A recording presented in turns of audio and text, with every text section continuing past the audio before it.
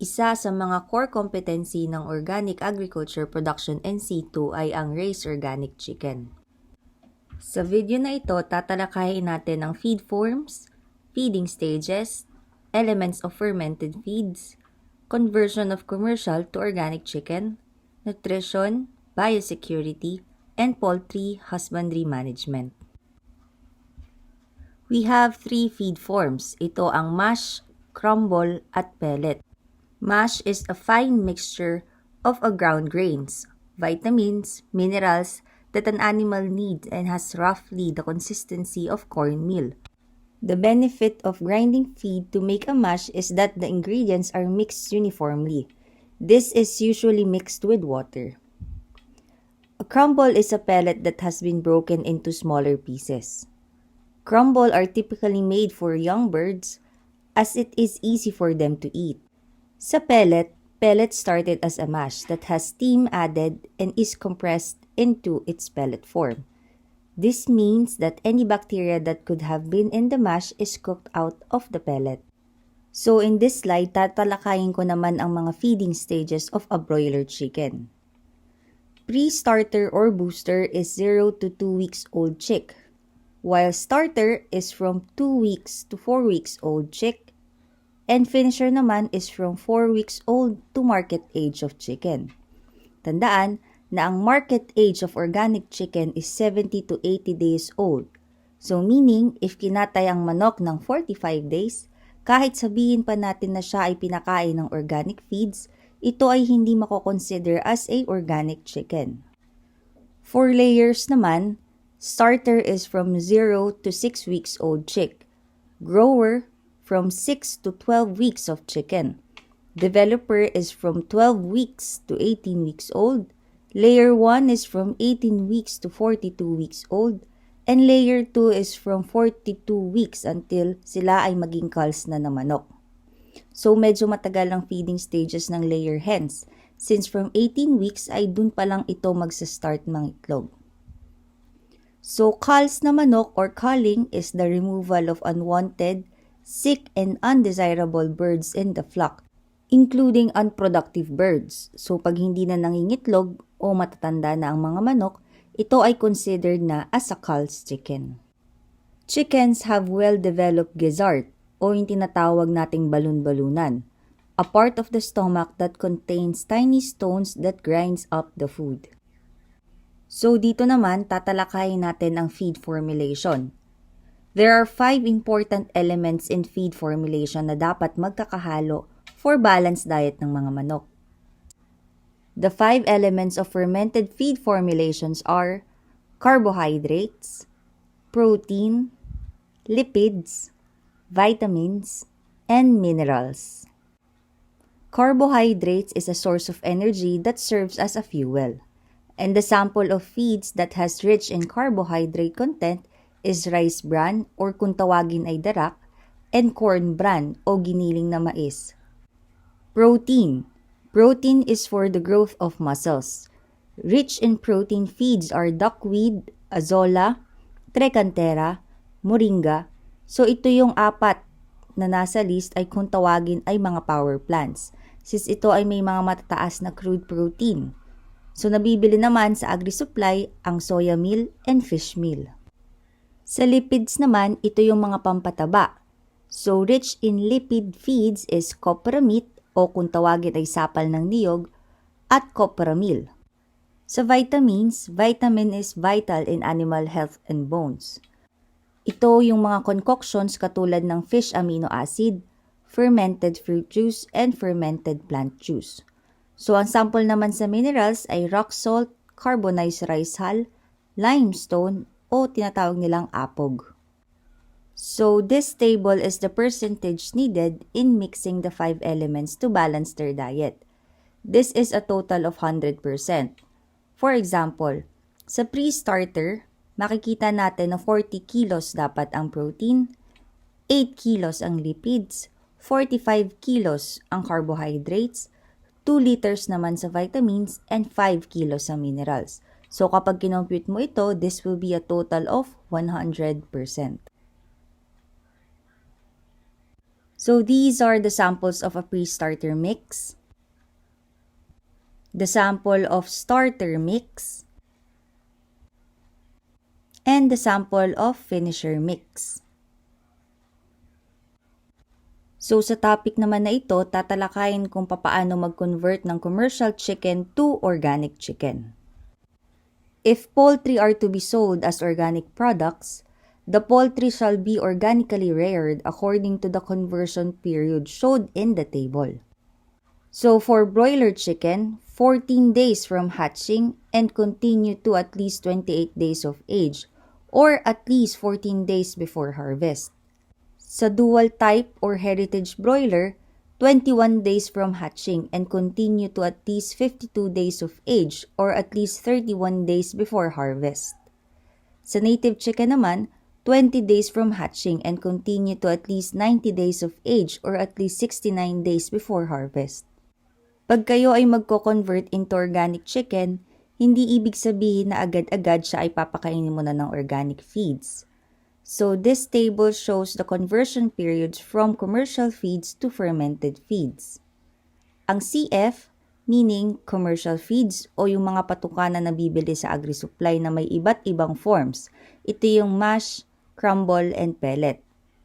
FF naman is a fermented feeds o ito yung dinidiscuss ko kanina with 5 elements. And ang SL naman is silage. So, pwede dito sa silage gamitin ng mga power plants o yung mga rich in protein na pakain katulad ng azola, trechantera at iba pa. So, sa una, pwedeng 75% ang commercial feeds and 25% naman ang fermented feeds. So, once na naka-adapt na sila sa food, ay unti-unti na tayong mag-move sa second stage. And so on and so forth until maging 100% organic feeds na ang kinakain nito.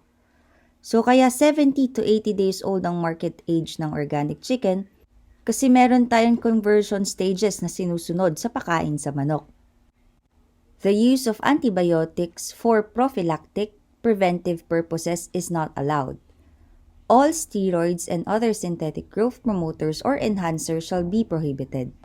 Some broiler farms ay ini-injekan nila ng growth hormones o steroids ang mga manok para maging malaki at malaman ang mga manok. Ayon sa US Food and Drug Administration, ang pagkain na may steroids na manok ay nagreresulta ng mataas na estrogen sa katawan ng tao. So nagkakaroon tayo ng hormonal imbalance that will cause health problems and cancer. The poultry and poultry products shall not be slaughtered, harvested, and sold as organic during the time of treatment and the withdrawal period. So once na naka-quarantine o ginagamot ang mga manok, pinagbabawal na katayin o ipagbenta ito. At lagi natin tatandaan na all poultry healthcare shall be supervised by a duly licensed veterinarian. So these are the common signs of illness sa chicken. Bubbly or watery eyes or nose, swelling around the eyes na makikita natin sa picture, not eating well, rasping when breathing or hirapan sa paghinga kung saan makikita natin sa picture sila ay nakaupo dahil sila ay nahihirapan huminga at kung mapapansin nyo din na ang tuka niya ay nakabuka meaning naghahabol sila ng paghinga. Sneezing or coughing, so umuubo din ang mga manok. Swelling and unusual sore of comb and wattles. So andito sa picture kita natin na namamaga yung kanyang palong. Limping or inability to stand, diarrhea or stools that looks or smell different, parasites visible in stools, and bloody stools at napakarami pang signs. So kailangan lagi tayong nakamonitor sa ating mga alagang manok at kung merong may sakit na manok ay dapat nating itong ihiwalay. Para sa manok na may sipon, ito ang herbal treatment recipe for colds. Sa pagpapainom ng herbal treatment, ito ay 2 beses sa isang araw. From 6 a.m. to 10 a.m., kailangan natin tanggalin ang patubigan ng manok. Need natin sila uhawin para inumin nila ang herbal treatment. Then, from 10 a.m., saka natin ilalagay ang herbal treatment. Ang mixture nito is 1 tablespoon per liter of water. Then, pag ubos na, saka nyo ibalik ang kanilang patubigan. Sa hapon naman, From 2 p.m. to 4 p.m., tatanggalin ulit natin ang patubigan. Then from 4 p.m. ay ibibigay ulit natin ang herbal treatment.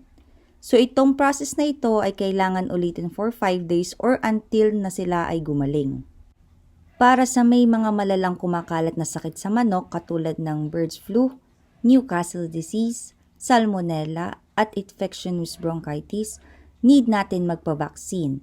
So vaccination is allowed in organic management under the supervision of a licensed veterinarian kung may mga endemic diseases na hindi na kayang kontrolin ng farm at magreresulta sa malaking problema ng bayan. Tandaan, antibiotic is not allowed. So magkaiba ang antibiotic sa vaccine. So dito sa table na ito, makikita natin ng sample vaccination program for poultry. For deworming naman o pampurga, meron tayong tinatawag na mga natural dewormers or kung tawagin ay anthelmintic leaves. So ang sample nito ay ang flaminga, betel nut or yung nganga, papaya leaves, jackfruit leaves, mango leaves, kakawate leaves at makabuhay. So dito sa ating left side, makikita natin ang sample ng deworming program. Para maiwasan ang pagkalat ng sakit, dapat tayo mag-implement ng biosecurity. So mandatory biosecurity and quarantine procedures shall be well implemented to prevent the introduction of diseases into the farm. So sample nito ay ang paggamit natin ng foot bath. Disinfecting the entry and exit points of the farm and the building. So makikita natin sa picture na sa mga kotse na napasok sa farm at nalabas ay dapat din natin sprayan or dapat meron silang lubluban ng kanilang mga gulong. All brought in and sick poultry shall be isolated and should undergo appropriate quarantine measures and treatment. So sa lahat ng mga bagong bili o may sakit na manok ay dapat munang i-isolate o i-quarantine bago nyo ilagay sa inyong poultry house. So the farm shall have a proper handling and disposal system of a dead poultry. Pinaka-best na disposal system ng may sakit o patay na manok ay need ito sunugin para hindi na kumalat ang sakit sa ibang manok. Under poultry husbandry management, confinement of poultry, sample is battery type cage, are prohibited. So sa picture na ito, ganito ang itsura ng battery type cage. So, nakakulong ang mga manok with limited space. So, ito ay pinagbabawal sa organic farming. Poultry should not be kept individually except sa mga cases na, una, sila ay ikakaling, pangalawa, kung sila ay may sakit, pilay o may kapansanan. So, pag may mga gantong senaryo ay tumawag na agad ng veterinarian para gamutin ang may mga sakit na manok. At laging i-implement ang biosecurity upang hindi kumalat ang sakit.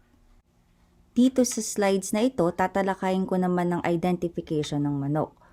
So, ang paglalagay ng palatandaan sa manok ay napaka-importante sa record keeping. Since ang manok ay magkakamuka, especially kung magkapareha sila ng lahi, ang tendency nito ay nalilito na tayo kung sino ang sino at alin ng alin ang manok na need natin ng special attention. So, sa paglalagay ng palatandaan, dito natin ma-identify kung anong lahi ng manok, anong type ito ng manok, kung ito ba ay layer o broiler, bilang ng manok, edad, health issues and problems, feeding schedules, at iba pa. So, poultry shall be identified by batch or lot identification at any given production. Wing tagging and leg banding shall be allowed as identification techniques. Bago gawin ito, dapat ay nasa tamang edad na ang mga manok at dapat trained personnel ang gagawa nito to minimize the suffering of the chickens. Mutilation is prohibited. However, trimming of beaks should be exempted in specific cases where there can improve the welfare, health, hygiene of poultry or for safety reasons. So, gagawa din dapat nito is trained personnel to reduce the suffering of the chickens. Sa pagta-transport at pagkakatay naman ng manok, the handling shall be calm and gentle. The poultry should be placed in crates during the transportation. Tools, facilities, and equipment shall be functional for efficient and effective poultry management. and shall be used in a manner that minimizes stress and does not harm the poultry. So the transport of organic poultry shall be separated from conventional and shall be well organized and appropriate to the needs of the chickens. So dito na po nagtatapos ang isa sa mga topics about raising organic chicken leading to organic agriculture production and C2. Thank you!